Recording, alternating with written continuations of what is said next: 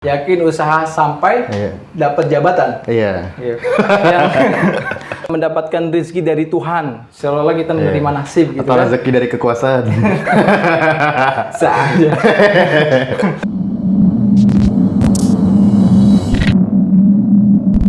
Assalamualaikum warahmatullahi wabarakatuh. Jadi masih bersama dengan gue nih di channel Down to Earth ID. Buat temen-temen yang mungkin belum kenal juga bisa kenalan dulu kali mas ya buat ngebahas karena ini sedikit sensitif. Iya mas. Halo teman-teman semuanya. Perkenalkan saya Ahmad Mustafa Kamal, sering dipanggil oleh teman-teman itu Kamal. Dan kebetulan hari ini saya menjabat sebagai Ketua Umum HMI Cabang Bekasi. Oke, ini jadi Ketua Umum Cabang Bekasi berarti dari 1 tahun doang ya? Iya. 2019-2020 ya? Iya, 2019-2020 karena memang di anggaran dasar itu HMI di cabang-cabang hanya menjabat 1 periode. Nah mas ini kan saya buka Q&A lah ya buat teman-teman di Instagram saya dan selalu saya ajukan di situ. Ini sebenarnya saya nanya juga apa ya kayak kurang nggak enak sih tapi nggak apa kita kan objektif dan kritis ya. Iya nggak apa-apa. Tapi buat teman-teman sebenarnya juga tidak punya tendensi buat ke organisasi manapun gitu ya karena kita objektif aja. Nah mas ini dalam nafas HMI yang sepertinya mengarah ke arah ya memperjuangkan keadilan dan kemakmuran masyarakat. Apakah ini benar dan sekarang mungkinkah itu masih menjadi tujuan HMI gitu? Ya. Memang kita lihat ya dalam berdirinya HMI pada saat itu 1947 ya diprakarsai oleh Prof. Lapran Panay yang hari ini dianugerahi sebagai tokoh pahlawan nasional ya di tahun 2017 ya di mana memang kenapa itu terstigma di masyarakat luas bahwa HMI adalah menjadi organisasi perjuangan, organisasi untuk menegakkan keadilan, untuk bagaimana membela kepentingan umat dan bangsa karena memang peristiwa sejarah yang menunjukkan itu mas. Jadi sebelum Prof. Lapran Panay itu melakukan konsolidasi ya kan tentu ada tujuan-tujuan tertentu yang akan menjadi nafas perjuangan HMI. Nah di situ kita tahu bahwa 2 tahun setelah kemerdekaan HMI lahir tentu di mana kondisi bangsa ini belum begitu stabil ya pondasi-pondasi bangsa ini belum begitu kokoh sehingga HMI mewarnai ya keadaan pada saat itu sehingga perjuangan-perjuangan HMI menjadi nafas di tubuh HMI itu sendiri. Nah ini buat teman-teman juga bisa dengerin ya kan karakter kalian kan historis mas jadi sejarah tuh udah dilupain aja kan. Jadi ini pada pertanyaan selanjutnya nih mas. Seperti apa sih regenerasi di dalam HMI saat ini gitu? Ya, memang cukup masif ya. Perkaderan di HMI itu masif ya. Karena memang HMI mempunyai proses perkaderan yang sangat rinci ya, di mana ada tahapan-tahapan bagi mahasiswa umum yang ingin ikut ya memilih aktif di himpunan mahasiswa Islam. Nah, pertama masuk ya sudah jelas bahwa status mahasiswa itu harus dimiliki oleh mahasiswa itu sendiri ya terdaftar gitu. Lalu kemudian itu boleh bisa masuk HMI melalui ikut training ya jenjang perkaderan di HMI LK1 gitu. Nah itu awal-awal di mana pintu HMI dibukakan gitu melalui jenjang perkaderan basic ya yaitu LK1 latihan kader 1 lalu kemudian kalau memang kegiatan formalnya itu kegiatan kaderisasi ya ada LK1, LK2 dan LK3. Tentu dengan berjenjang itu untuk bagaimana bisa mengoptimalkan potensi diri ya sepanjang menjadi mahasiswa. Oke, tadi kan pertanyaan formalitas ya mas karena ini menyangkut tentang kekuasaan ya. Ini pertanyaannya juga sedikit. Cuman nggak apa-apa lah ya gitu, masih muda. Nah mas, ini apakah regenerasi hanya untuk meneruskan tongkat kekuasaan, bukan untuk merevolusi sebuah sistem untuk menjadi lebih baik mas? Ya.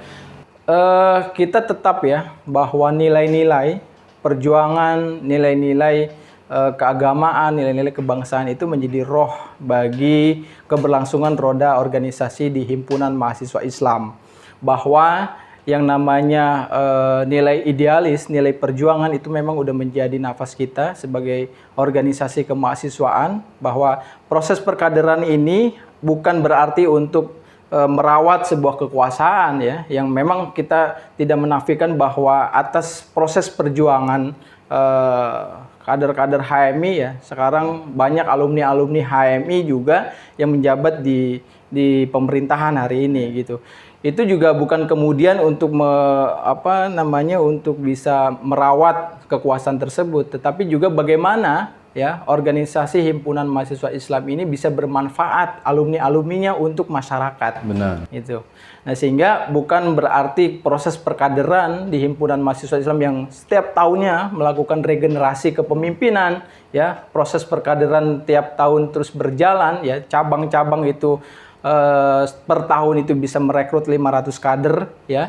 Itu bukan untuk seolah-olah untuk merawat kekuasaan, tetapi juga bagaimana untuk bisa melatih ya, meningkatkan kemampuan intelektual bagi kalangan mahasiswa, dan kemudian setelah pasca dari HMI, pasca kuliah dia bisa bermanfaat sehingga dia mempunyai basic gitu ya, basic berorganisasi, basic intelektual gitu, sehingga organisasi dan kampus itu menjadi wadahnya ya, di mana pada saat itu dia mengeksplorasi ya, dia memperkuat ya identitas dirinya gitu. Nah, di masa menjalani kampus ya.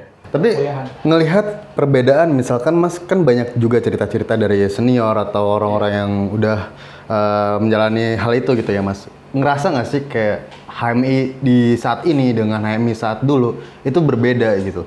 Ya, karena memang zaman ya. Zaman ya. Nggak bisa kita tolak juga bahwa perkembangan informasi yang begitu masif ya, perkembangan zaman yang begitu bebas ya, sehingga itu menjadi tantangan tersendiri bagi HMI.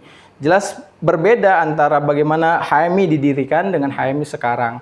Dari ruh perjuangan secara garis besar masih tetap terjaga, tetapi juga bagaimana ini mengemas, ya, mengemas yang berbeda.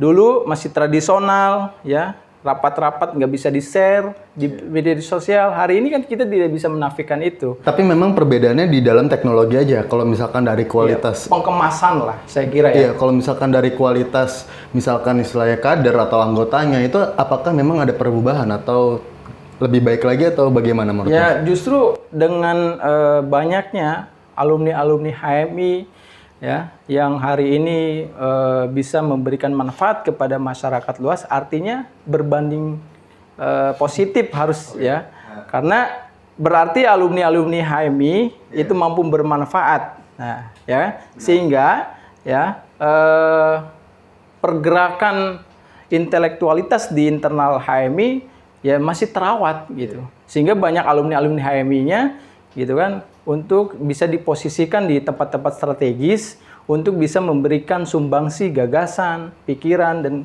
melalui kebijakan dan kewenangan yang dimiliki. Itu sehingga artinya bahwa dengan adanya komposisi yang strategis yang dimiliki oleh HMI, para alumninya itu berarti tidak menutup kemungkinan bahwa intelektualitas di tubuh HMI masih berkembang dan masih terawat gitu. Tidak ada bedanya. Sehingga yang bedanya itu adalah packagingnya ya. Packagingnya. Oke Mas, ini mungkin ada beberapa pertanyaan dari teman saya. Pertanyaannya seperti ini Mas. Kenapa banyak kader HMI yang menginginkan kekuasaan di kampus, tapi setelah itu banyak membawa tujuan masing-masing atau golongan gitu Mas? Ya, bahwa terjadinya pergerakan mahasiswa di internal kampus gitu ya. Kita ngalamin juga lah bagaimana gontok-gontokan ya di internal kampus itu, ribut sama teman sendiri, bagaimana memperjuangkan BEM gitu, memperjuangkan idealisme. Ya kan? Terus bagaimana HMJ himpunan jurusan-jurusan ini kita dapatkan juga. Saya kira itu menjadi sebuah eksistensi organisasi ya, bukan berarti meraut untuk kekuasaan di internal kampus, tetapi bagaimana ya himpunan mahasiswa Islam ini di kampus-kampus tetap terjaga eksistensinya sehingga bisa menjadi ikon ya, bisa menjadi ikon di kalangan mahasiswa bahwa mahasiswa yang aktif di HMI dia memiliki integritas, dia memiliki basic kepemimpinan yang kuat, ya, dia mempunyai energi yang positif bagi rekan-rekan mahasiswa untuk bisa serupa dengan kader HMI yang mempunyai ekspresi seperti itu. Tapi ngelihat apakah memang benar Mas kalau misalnya ada beberapa misalkan kader HMI yang menginginkan kekuasaan ini, menurut Mas benar nggak, valid nggak? Ya, saya kira bukan hanya kader HMI ya yang mempunyai orientasi kekuasaan, ya. Tukang beca juga saya kira punya di dalam tubuh dirinya keinginan untuk mempunyai kekuasaan. Itulah menjadi hal manusiawi saya kira, ya. Bukan dikategorikan HMI saja gitu, tapi masyarakat umum juga, mahasiswa umum juga saya kira mempunyai potensi itu untuk bisa bagaimana berkuasa gitu ya. Tapi ini maksudnya ke arah di kampus saya ini Mas, ingin menguasai di lingkungan kampus ini gitu. Ya, itu kan menjadi reward tersendiri bagi organisasi-organisasi, ya. Bukan hanya HMI. Di mana ketika kampus, organisasi-organisasi internalnya banyak diisi oleh kader-kader HMI, itu kan menjadi nilai tersendiri bagi organisasi. Memang itu tujuannya gitu ya Mas? Ya, selain itu juga itu mengembangkan bagaimana tujuan HMI supaya bisa bagaimana dirasakan oleh teman-teman HMI, teman-teman pada umumnya, mahasiswa pada umumnya kan gitu. Gitu. Jadi memang perlu kita untuk bagaimana bisa jurusan-jurusan, organisasi tiap-tiap jurusan itu, ya tiap-tiap fakultas dan juga bahkan BEM fakultas, terus kemudian BEM universitas itu bisa diisi oleh kader-kader HMI. Itu merupakan sebuah eksistensi HMI dan juga bagaimana karena kita mempunyai keyakinan bahwa mahasiswa yang aktif di HMI ini mempunyai integritas dan intelektual yang luar biasa, sehingga dengan punya modal itu, ya, itu bisa disebarkan melalui organisasi di internal kampus. Oke Mas, ini kan ada tagline-nya Yakuza ya. Betul. Yakin usaha sampai nih Mas. Ini kan selalu bergema lah di setiap anak-anak HMI dan ya paling bergema di kampus gitu Mas ya. Nah itu maknanya apa sih Mas? Ya, yakin usaha sampai itu kan sebuah filosofis banget bagi kader-kader HMI ya. Berarti suka kopi juga ya? Oke. Tentu itu menjadi warna tersendiri bagi teman-teman HMI. Ya, bahwa yakin usaha sampai itu menjadi doktrin gerakan HMI, ya, kader-kader khususnya, bahwa sebuah perjuangan, ya, sebuah pengabdian itu harus melekat di dalam tubuh HMI, kader-kader HMI khususnya, dan tentu ada usaha-usaha yang harus digerakkan, ya, harus kita upayakan sehingga tujuan kita, orientasi kita tercapai pada titiknya gitu, sehingga bahwa perjuangan dengan usaha itu harus berbanding lurus gitu. Nggak boleh kita hanya sebagai insan akademis itu tidak melakukan usaha-usaha gitu. Kita hanya ya mendapatkan rezeki dari Tuhan, seolah-olah kita menerima nasib gitu. Atau kan rezeki dari kekuasaan. Saja. Gitu kan. Jadi itu harus berbanding lurus antara yakin, ya, lalu kemudian mekanisme usaha apa yang harus kita tempuh gitu untuk bagaimana sebuah cita-cita besar itu, sehingga upaya demi upaya, ya, dengan orientasi perjuangan itu, sehingga pada titiknya kita berhasil melampauinya. Oke, tapi untuk Yakuza ini apakah masih relevan nggak Mas? Ya masih, sepanjang masa saya kira itu, karena filosofisnya siapapun ya yang berjuang harus perlu ada usaha-usaha, ya, yang konsisten, yang berkesinambungan, ya, yang terukur dengan kemampuan basic kita gitu, sehingga pada titiknya kita bisa melakukan proses itu. Nah, kalau misalkan menurut Mas nih, Yakuza ini kan masih relevan atau menjadi yakin usaha sampai dapat jabatan nih Mas, kalau menurut Mas nih? Yakin usaha sampai dapat jabatan? Iya. Yang enggak lah, ya kan. Sepanjang kita mempunyai ruh perjuangan, sepanjang kita masih bernafas, ya, bahwa doktrin HMI, ya, dengan perjuangannya, dengan nilai-nilai yang diajarkan oleh HMI pada saat menjadi mahasiswa, dan itu terus, ya, mengalir di tubuh kita sepanjang kita masih diberikan kehidupan oleh Allah Subhanahu wa taala. Di situ napas keislaman, napas kebangsaan, napas keindonesiaan itu harus melekat di tubuh kader-kader HMI.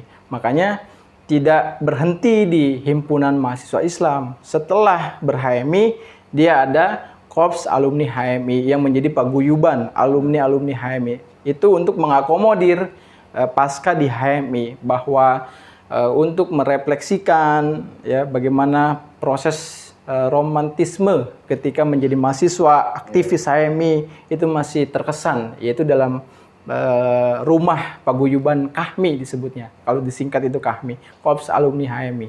Nah ini mekanisme dari Yakuza ini apakah memang usaha ini dari golongan atau personal tertentu gitu Mas? Ya itu kan menjadi gerakan kelompok di tubuh HMI ya menjadi gerakan organisasi sehingga menjadi tagline ya, bahwa semua kader-kader HMI pasti mengetahui simbol atau apa namanya tagline itu menjadi identitas tersendiri lah ya di kader-kader HMI, bahwa bahkan tidak hanya kader-kader HMI, semua orang di kalangan mahasiswa tahu ya kan simbol HMI adalah tagline-nya yakin usaha sampai, itu disebut Yakuza. Itu menjadi familiar sekarang itu di kalangan mahasiswa. Oke Mas, ini pertanyaan terakhir sih Mas. Ini sebelum kita memasuki tentang kritikan buat dan solusi buat pemerintah ya. Ini ada pertanyaan gini Mas.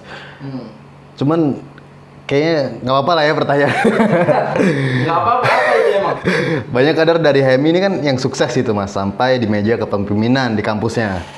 Selepas itu, apakah mereka masih membawa visi misi HMI atau hanya untuk personal branding bagi dirinya atau bagi HMI-nya sendiri? Karena dari HMI itu sendiri tidak ada pergerakan atau menjadi pergerak terkait keputusan dan kebijakan pemerintah saat ini. Ya enggak lah kalau kayak gitu ya, bahwa perlu disampaikan juga setelah ber-HMI, alumni-alumni HMI ini masih tetap terjaga solidaritasnya, tetap terjaga identitas HMI-nya melalui KAHMI itu, sehingga ya dengan begitu bahwa tadi disampaikan merefleksikan nilai-nilai perjuangan, saya yakin punya keyakinan besar bahwa siapapun di kalangan HMI menjabat struktural ya di pemerintahan, di partai politik ya, bahkan tidak hanya di dunia pemerintahan dan politik saja, tetapi berbagai elemen ya profesi yang ada di Indonesia ini saya kira mempunyai napas yang sama, yaitu bagaimana dia bisa bermanfaat untuk umat dan bangsa ya, sepanjang dia mempunyai kesempatan ya untuk berbakti kepada nusa dan bangsa. Saya yakin doktrin-doktrin HMI itu tetap melekat, bagaimana dia bisa bermanfaat untuk orang banyak, karena ada yang namanya disebut dengan kualitas 5 insan cita itu Mas, di mana 5 kualitas insan cita itu menjadi nilai-nilai yang harus dipahami, yang harus diamalkan oleh kader-kader HMI. Salah satunya adalah pengabdian. Itu justru dengan pengabdian itu mampu diimplementasikan secara real ya, secara terkonsep, tersistematis itu ketika kita mempunyai kewenangan ya, melalui kebijakan-kebijakan itu kita bisa bagaimana bisa menafaskan ya pengabdian itu kepada masyarakat luas gitu. Oke deh, terima kasih banget Mas ya buat di sesi tentang HMI ini. Ini pertanyaan juga mungkin berbeda kali ya dari pertanyaan yang formalitas lainnya Mas ya. Jadi segitu aja teman-teman, jangan lupa untuk subscribe, like, komen, dan share video.